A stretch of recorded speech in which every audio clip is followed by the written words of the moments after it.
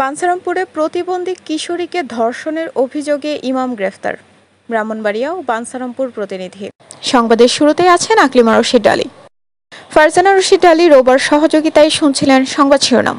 কসবা টিভির desk report.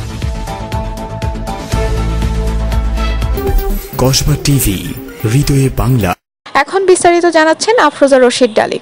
ব্রাহ্মণবাড়িয়ার বাঞ্ছারামপুরে মসজিদে পড়তে আসা 17 বছরের প্রতিবন্ধী কিশোরীকে ধর্ষণের অভিযোগে আব্দুল করিম নামে মসজিদের এক ইমামকে গ্রেফতার করেছে পুলিশ।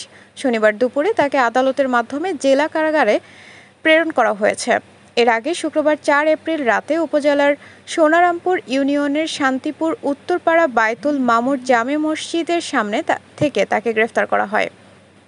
তিনি এই মসজিদে দীর্ঘদিন যাবৎ ইমামতি করতেন। তিনি জেলার বাঞ্ছারামপুর উপজেলার দরিয়া দৌলত ইউনিয়নের তাতুয়াকান্দি গ্রামের ফজলু মিয়ার ছেলে।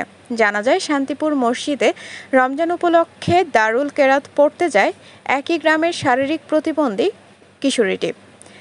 গত 1 এপ্রিল মঙ্গলবার সকালে অন্যান্য শিক্ষার্থীরা মসজিদ ত্যাগ করে চলে গেলে সেই সুযোগে ইমাম কিশোরীকে বিশেষ কাজ আছে বলে কক্ষে নিয়ে গিয়ে ভয় দেখিয়ে ধর্ষণ করেন। এই ঘটনা কাউকে বললে ওই কিশোরীকে প্রাণে হত্যা করার হুমকি দেয় অভিযুক্ত ইমাম। পরবর্তীতে আবারও ঘর ঝাড়ু দেওয়ার উছিলায় দ্বিতীয় দফায় তাকে একই রুমে ধর্ষণ চেষ্টা করলে ওই কিশোরী বাড়িতে গিয়ে তার পরিবারের লোকজনকে জানায়। পরে কিশোরীর মা সালেহা বেগম বাদী হয়ে বাঞ্ছারামপুর মডেল থানায় একটি মামলা দায়ের করেন। পুলিশ রাতের ওই ইমামকে গ্রেফতার করেন। বাঞ্ছারামপুর মডেল থানার ভারপ্রাপ্ত কর্মকর্তা মোর্শেদুল আলম চৌধুরী বলেন, এক কিশোরীকে ধর্ষণের অভিযোগে মসজিদের ইমামকে গ্রেফতার করা হয়েছে। পরে তাকে আদালতের মাধ্যমে জেলা কারাগারে পাঠানো হয়েছে।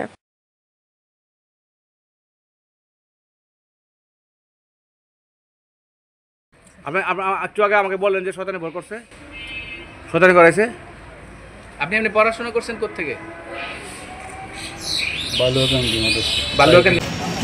কসবা টিভির সংবাদের সাথে থাকার জন্য ধন্যবাদ জানাচ্ছি। পরবর্তী সংবাদ পেতে আমাদের চ্যানেলটি সাবস্ক্রাইব করে রাখুন।